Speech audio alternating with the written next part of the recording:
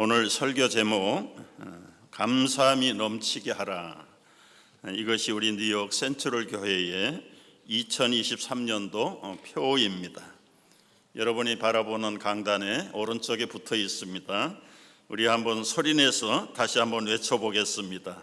다 같이 믿음에 굳게 서서 감사함을 넘치게 하라. 넘치게 하라.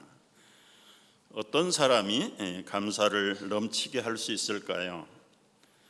여기 감사를 넘치게 하라는 말은 감사가 철철철 차고 넘치는 것을 뜻하는 말씀입니다. 금년 새해에 우리 온 뉴욕 센트럴 교회 성도들 가정마다 직장과 일터 위에 감사가 철철철 넘쳐나는 새해가 되시기를 주의 이름으로 축복합니다. 어떻게 이렇게 감사가 차고 넘칠 수 있을까요? 첫째는 믿음에 굳게 선 사람이 감사가 넘칠 수 있습니다. 감사는 아무라도 할 수 있는 게 아닙니다. 우리가 지나가면서 문만 열어줘도 땡큐 땡큐 하는데 미국 문화가 참 좋긴 합니다. 근데 이제 우리 한국 문화도 많이 서양 문화를 본받아서 감사를 입에다 달고 사는 것 얼마나 좋습니까? 신앙생활을 오래 했다고 해서 믿음에 굳게 서 있지 않으면 입으로는 감사할 수 있지만 진정 넘치는 감사는 찾아보기가 어렵습니다. 여러분, 믿음에 굳게 선 사람, 이 사람이 진짜 감사할 수 있어요. 본인도 불안하고 흔들리는데 무슨 감사가 나올 수 있겠습니까? 따라서 진정한 감사는 상황이나 조건에서 비롯되는 것이 아닙니다. 기분으로 감사하는 것도 아닙니다. 절대적인 감사는 그 감사의 근원을, 뿌리를 알아야 이 감사가 저절로 차고 넘치게 되는 것입니다. 어느 유치원에서 선생님이 아이들에게 감사 교육을 가르치고 있었습니다. 여러분, 어른들에게 선물을 받으면 뭐라고 말해야 될까요? 힌트를 드리면 끝자리가 다로 끝나요. 그랬더니 알아차린 아이가 손을 들고 선생님 저 알아요. 그래 말해봐. 뭐라고 얘기해야 될까? 감사합니다. 그래 잘했어. 또 한 아이가 손을 들었어요. 뭐라고 선물을 받을 때 얘기해야 되지요? 그랬더니 고맙습니다. 아주 똑똑하게 정답을 말했어요. 시무룩하게 있는 아이가 손을 슬며시 들더니 말하고 싶은 거예요. 그래 너는 뭐라고 말해야 되지? 그랬더니 뭘 이런 걸 다 아주 통명스럽게 한마디 하고 앉더랍니다. 여러분, 왜 아이들이 감사가 없을까요? 감사가 약한 이유가 뭘까요? 그 선물을 주는 그 엄마나 아빠나 어른과의 관계를 제대로 이해를 못해서. 아이들은 받은 선물에만 관심이 있지 그 선물을 준 사람이 누구냐, 나와의 어떤 관계가 있느냐, 그걸 알지 못하니까 뭘 별 이런 걸 다 줘도 별로 감사가 없고, 그 선물을 주는 부모나 어른들에 대해서는 관심이 없고, 그 선물 자체를 보면 기쁘면 소리 지르고 자기 마음에 들지 않는 선물이면 한쪽에다 밀어놓는 그런 반응들이 우리 어른들 속에도 통하지 않을까. 왜 이런 현상이 일어납니까? 오늘 말씀을 보면은 정말 감사가 넘치려면 그 뿌리가 튼튼해야 된다. 그 뿌리가 튼튼해야 된다. 그 믿음의 뿌리를 깊이 박아야 된다. 믿음의 뿌리가 깊지 못하면 결국은 이렇게 됩니다. 쓰러진 나무를 보십시오. 이게 몇 해 전에 저희 옆집의 나무가 아주 보기 좋게 벌러덩 들어놓았어요. 여러분도 수시로 보는 현상들입니다. 이 나무뿐만 아니에요. 플러싱이나 심지어는 어디에서라도 쓰러진 나무들을 보면 공통적인 특징이 있습니다. 뿌리가 깊지를 않아요. 옆으로 뻗어나가는 것은 잘했는데 왜 이런 현상이 일어날까요? 그냥 제 나름대로 한번 추론을 해봤어요.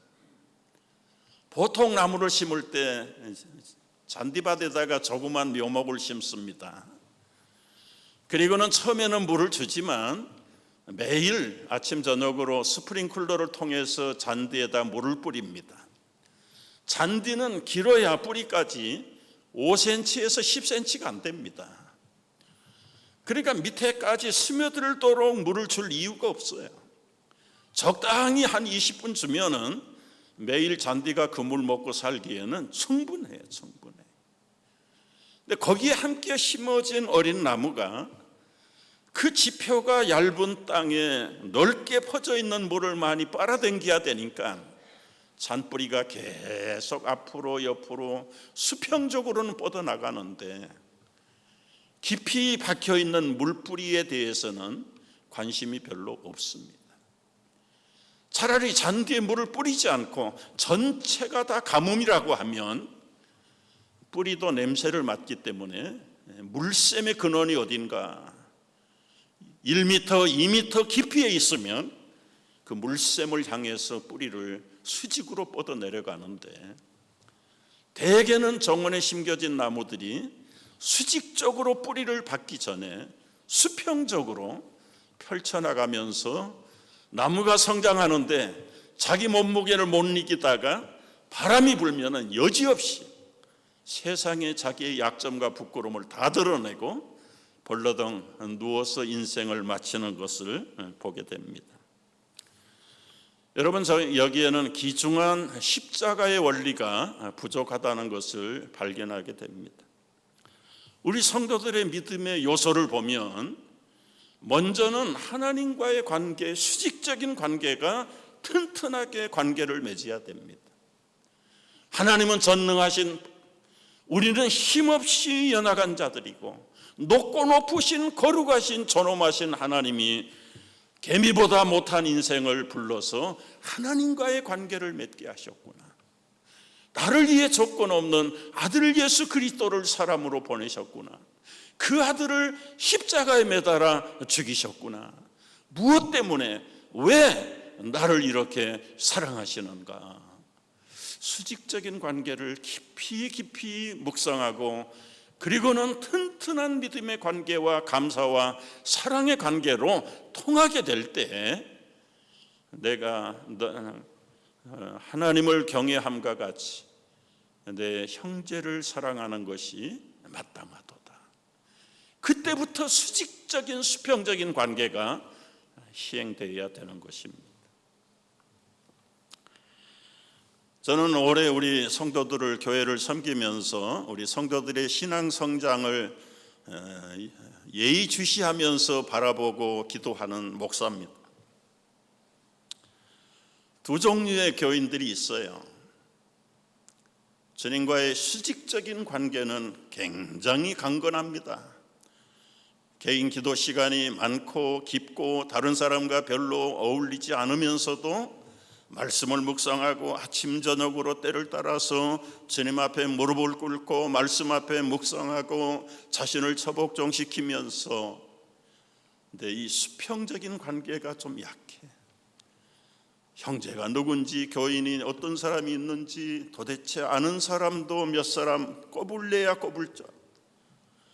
그래서 수직적인 관계는 튼튼하고 좋은데 이 수평적인 관계가 약해. 반면에 대부분 우리 성도들, 교인들을 보면 이 수직적인 관계보다는 수평적인 관계가 얼마나 민첩하고 활발한지, 만나고 밥 먹고 커피 마시고 한 번 만나서 얘기하면 2-3시간도 좋아요. 밤이 가도 괜찮아요. 그런데 이분들은 대개는 이 수직적인 관계가 약해. 아는 사람 많습니다. 사귀는 사람 많고요. 이런 사람 믿음 좋은 것 같아요. 그래서 멋모르고 목사가 활달해서 교인들을 잘 돌아봐서 참 마음으로 감격하면서 아무개 집사님 오늘 대표로 기도하시지요. 이 한 번 부탁했다가 경기 납니다. 수직적인 관계가 전혀 없어. 기도를 어떻게 해야 되는지조차도 몰라. 그리고는 그분 앞으로 얼굴에 공석에서 얼굴 보기가 어려울 정도로 피해 댕기는 경우, 혹시 기도시킬까 봐. 여러분, 십자가는 주님과의 나의 수직적인 관계와 수평적인 관계가 결합이 될 때 온전한 십자가가 완성되는 것입니다. 말씀의 비밀을 깨닫고 주님과의 깊은 사랑의 러브 스토리가 강하면 강할수록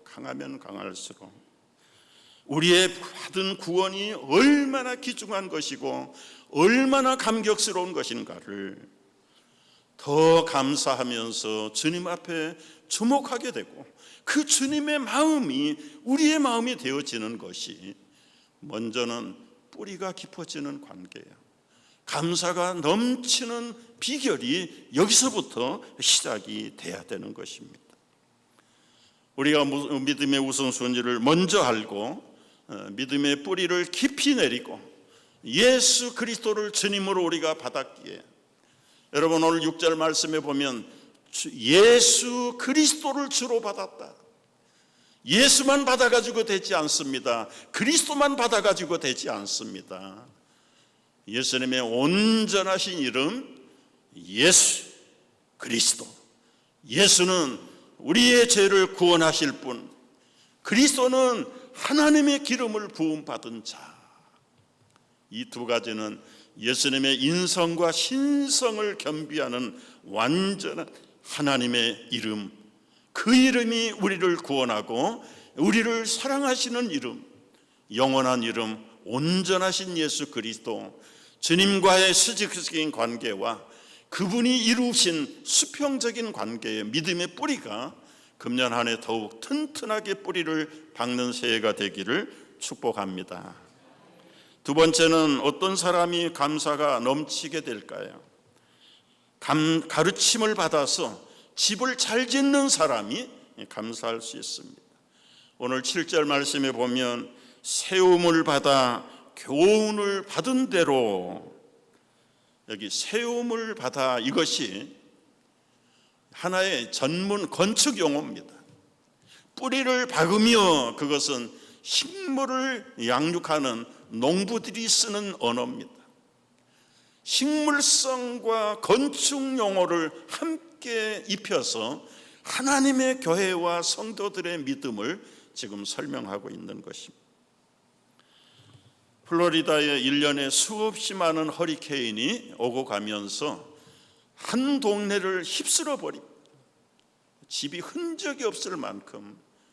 그런데 여러분 한번 보십시오. 시속 250km의 허리케인이 왔는데도 그 모습을 강건하게 지키고 있는 집이 하나 남아 있어서 몇 해 전에 아주 세계적으로 화제가 된 적이 있습니다. 여러분, 동네는 마치 폭탄에 맞아서 없어진 것처럼 한 마을이 완전히 초토화되어 버렸다. 그런데도 이 건물은 하나도 상함이 없이 그 자리에 견고하게 서 있는데,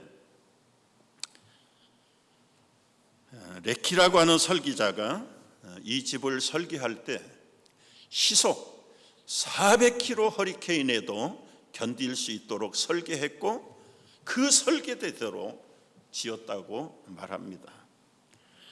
그러면서 이 설계자는 이런 얘기를 남겼어요. 내가 지은 집이 언론에 집중 보도되기를 위한 것이 목적이 아니라 어떠한 강풍에도 날아가지 아니하고 견고하게 서도록 짓는 것이 저의 목표였습니다.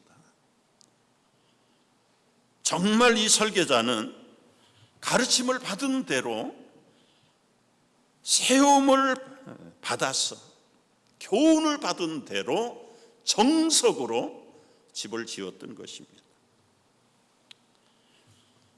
여러분이 살고 있는 집은 어떤 집에 사십니까? 제가 목회를 하면서 우리 성도들이 사는 영적인 주거 형태를 한번 비유적으로 생각을 해봐요. 보통 3층 집에 사는데 어떤 집사님은 지하실 아니면 반지하에 사는 분들이 계세요. 현실적인 얘기가 아니라 신앙의 상태를 비유하는 겁니다. 여러분이 지하실에 사는 집사님 성도들은 평생 햇빛이 들어오지 않는 곳에 살아요.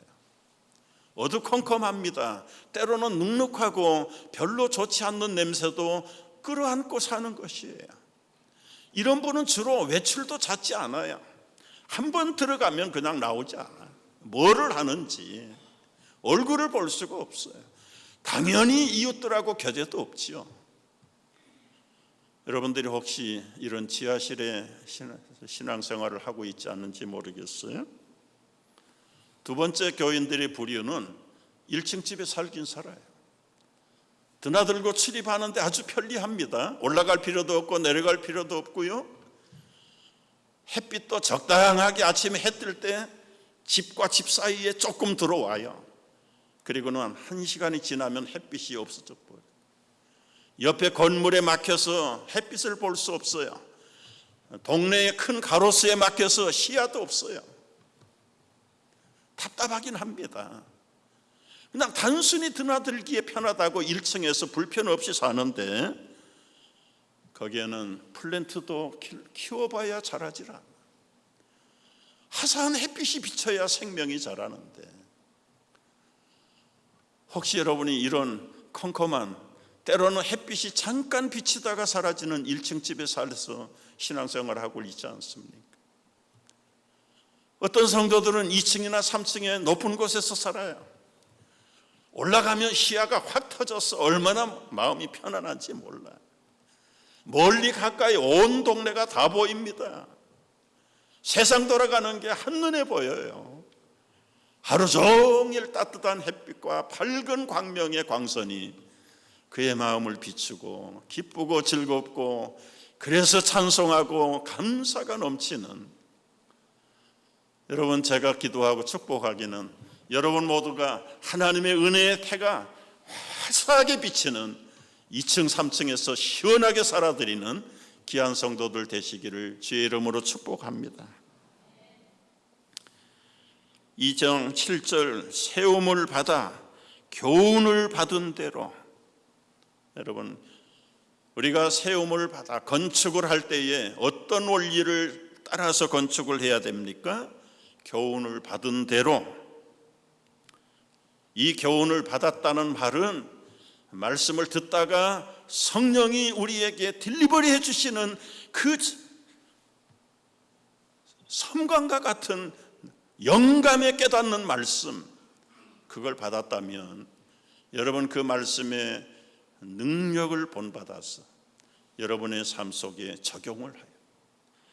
여기 교훈을 받아 세움을 받는다는 말은 여러분이 말씀을 켜놓고 묵상하다가 이 말씀이 살아있는 말씀이 아니라 예리한 칼날과 같은 말씀으로 나의 영혼을 터치할 때 이 말씀 하나를 붙들고 주님의 능력을 체험해 보는 거예요.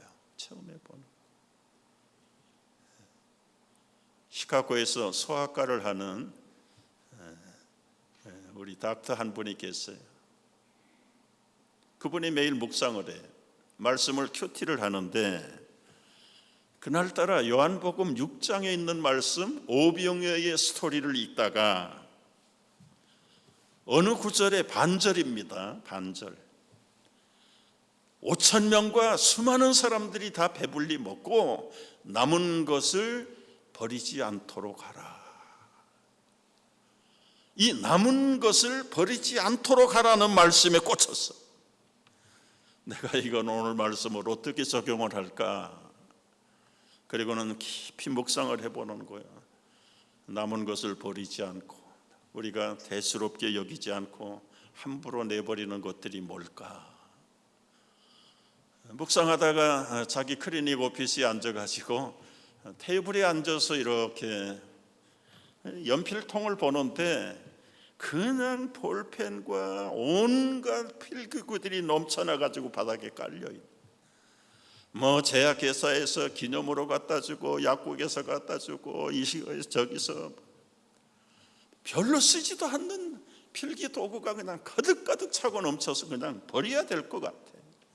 그런데 버리지 말고 버리지 않도록 해라.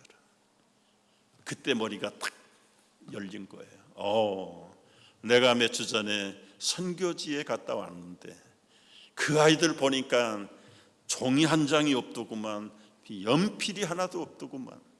학교라고 하는 곳에 가보니까 나무 막대기 가지고 흙바닥에다가 썼다가 손으로 지우고, 그게 이 마사이 마을의 학교입니다. 학교. 그 생각이 나서 다 끌어모으고 교회 클리닉의 직원들에게 여러분 방에 남은 볼펜들 다 가지고 와라. 가정에 안 쓰는 볼펜들 가지고 와라. 볼펜만 가지고 가면 뭐라냐. 그들에게 종이가 없고 노트가 없는데 우리는 얼마나 쓰지 않는 노트들도 많은가. 노트를 모으고 학용품을 모으고 그러다 보니까 삽시간에 그 이민백으로 몇 개가 모여진 거예요. 그걸 모아놓으니까 무슨 생각이 듭니까? 빨리 갖다 주고 싶은 생각. 바리바리 싸가지고 남는 것들을 모아가지고 선교지 아이들에게 학교에 갔다가 줬더니 이 아이들은 생전 볼펜이고 연필이고 크레용이고 종이를 만져보는, 너무너무 좋아해요. 너무너무 좋아해요. 와, 한 절도 아니고 반절의 말씀. 남는 것은 거두어서 버리지 않도록 하라. 그 말씀이 살아있구나, 살아있구나. 그것을 기점으로 해서 학생들 문구만 모집한 게 아니라 그들에게 필요한 모든 것들을 하나씩 챙기기 시작했는데, 어른들을 보니까 글씨도 모르지만 글씨를 아는 사람도 이 노안이 돼서 글을 볼 수가 없는 거예요. 그 생각이 나서 돌아와서 이 크라프트 렌즈라고 하는 컴퍼니에다가 전화를 하는 거예요. 안경 큰 컴퍼니에다가 전화를 해서 자기를 소개하고, 혹시 당신의 회사에 리딩글에서 안 쓰는 스탁들이 있냐? 내가 한만해서 이 선교지의 사람들에게 나눠주려고 하는데 그걸 우리에게 프리로 줄 수 있겠느냐? 몇 개가 필요하냐? 있는 대로 다 주세요. 그랬더니 와서 가지고 왔어요. 가봤더니 20만 개가 있니까 20만 개. 그런 식으로 하면서 모든 생필품, 학용품, 의약품 다, 그러다가 이분은 소아과를 크로스해버리고 이 거두어서 나눠주는 일이 자기의 풀타임 잡이 돼가지고 맘선교회라는 선교회를 설립을 해서 5대양 6대주에 지금은 모든 프로덕션 메이커들과 더불어서 익스파이어 직전에 있는 의약품을 비롯해서 식용품, 의류, 학용품, 모든 생활 필수품들을 시카고로 끌어모을 수가 없는 거예요. 그 지역마다 반을 빌려가지고 창고를 세우고, 그리고 지역 교회들에게 알려가지고 여러분 단기 선교 갈 때 물건이 뭐가 필요합니까? 우리는 모든 것을 구비했습니다. 우리 교회가 이 동부 지역에 한동안 총판을 했지요. 대리점을 했대. 우리 여기 반이 무너지기 전에 거기에다가 바리바리 쌓아놓고, 뉴욕에 있는 교회들이 단기 선교 갈 때 신청하면 약품이면 약품, 안경이면 안경, 장난감이면 장난감, 뭐 모든 것들을 밴으로 바리바리 실어주고 나눠주는 일들을 지금도 그 맘선교회가 지금도 존속하고 있다. 이 하나님의 말씀 한 절이 교훈을 받은 대로 세움을 받았더니 이 세계적인 자선단체, 선교단체가 생겨난 것입니다. 여러분, 우리가 말씀을 읽고 설교를 듣다가 묵상하다가 여러분의 영성의 번개처럼 떠오르는 말씀들은 제가 늘 강조하는 로고스가 아니라 레마의 말씀입니다. 리튼워드가 아니라 리빙워드로 살아있는 말씀이고, 예리한 칼보다도 여러분의 영혼과 심령을 찔러 쪼갤 수 있는 말씀입니다. 이 말씀을 붙들고 감사가 넘치게 하는 새해가 될 수 있기를 축복합니다. 여러분, 감사가 넘치면 여러 가지 기적이 나타나요. 첫째는 우울증이 사라집니다. 기쁨이 넘칩니다. 믿음과 소망의 미래가 확신이 생깁니다. 아무것도 주머니에 없어도 불안하지 않습니다. 자신감이 살아납니다. 능력이 나타납니다. 긍정적인 마음으로 세상이 아름답게 변하는 것입니다. 여러분이 감사를 주시는 분이 누굴까요? 천지를 지으시고 우리를 위해 모든 죄를 대신 지시고 우리에게 부활의 주님이 되시는 성자 예수 그리스도가 우리에게 감사의 근원이 되었다는 사실을 확실하게 믿으십시오. 수평적인 관계도 좋고 우리의 감정의 기쁨도 좋지만 그 주님의 구속의 은혜, 나를 위해서 값없이 생명을 내어주신 끝없는 아버지 하나님의 사랑, 깨닫지 못하는데 깨닫게 해주고 우리에게 믿어지게 만들고 세상 끝날까지 함께 이끌어가는 살아계신 성령님의 은혜, 이것 때문에 얼마나 감사한지. 두려워할 것도 없습니다. 못할 것도 없습니다. 안 될 일도 없습니다. 우리는 작게 모았는데 크게 역사하시는 것이 삼위일체 하나님의 역사인 줄을 믿습니다. 피카소의 일화 가운데 이런 얘기가 전해집니다. 한 번은 피카소가 여행을 하다가 어느 농가에 머물게 되었습니다. 그 집 딸아이가 얼마나 귀여운지 그 아이에게 말을 건넸어요. 얘야, 내가 너 그 좋은 손수건에다가 그림 하나 그려줄까? 그랬더니 이 딸아이가 막 손수건을 움켜쥐고 혹시 뺏길까 봐 막 쫓아가서 엄마한테 고자질을 하는 거예요. 엄마, 오늘 저녁에 온 저 아저씨가 미친 사람인가 봐. 내 이 좋은 손수건에다가 그림을 그리겠대요. 여러분, 이 엄마나 이 아이가 그 사람이 피카소였다는 것을 알았더라면 그림 한 장 값이 도대체 얼마인데 전혀 알 수가 없으니까 그에게 일확천금과 같은 기회를 줬는데도 무지했어. 알지 못했어. 그때 열린 마음으로 좋아요, 여기다가 하나 그려주세요 했더라면 아마 그와 그의 가정은 신세가 뒤집어질 뻔했는데, 여러분이가 하나님께 감사하지 못할 때 원인이 뭘까? 하나님이, 예수님이, 성령님이 어떤 분인지 모르기 때문에 우리는 우리 걸 챙기느라고 바쁘고 행여나 우리를 침범할까 봐 두려워하고 정면으로 마주 대하자고 할까 봐 피하는 잘못된 현상들이 혹시 일어나지 않는지 모르겠습니다. 선교사들의 일화를 보면 참 재미있는 지혜로운 이 케이스 스터디들이 많아요. 미국의 농촌에 가서 선교하는 선교사님들이 그 중국 농부들이 사는 모습을 보는 거예요. 감자를 주시고라는 농부들인데 보통 감자는 아주 좋은 것, 건강하고 튼튼한 것부터 다 먹어버리고 나중에 먹을 것이 없어서 조그만 것들이 남아있는 거예요. 그러니까 이걸 먹지도 못하고 버리지도 못하고 하니까 아까우니까 내년에 씨앗으로 심자. 그래서 그저 손톱만한 것들, 조그만 것들을 종자로 심어가지고 거기서 걷어내는 감자들도 역시 뭐 커봐야 얼마 되지 않아. 그런 것을 몇 번 목격했던 미국 선교사들이 이제 농부들에게 가르쳐 줬어요. 내년부터는 버리지 못해서 아까운 짜질한 것들을 심지 말고 크고 건강하고 튼튼한 감자들을 아껴뒀다가 그거를 종자 씨앗으로 심으십시오. 농부들이 한번 진짠가 가짠가 왜 이렇게 하는가 하고 속는 셈 치고 먹고 싶지만 건강한 거 튼튼한 것들을 아꼈다가 전부 신원을 잘라가지고 그 다음 해에 봄에 심었습니다. 가을에 감자를 추수하는데 보니까 건강하고 튼튼한 걸 심었더니 아주 굵직굵직한 것들이 온 밭을 채웠더라는 이야기.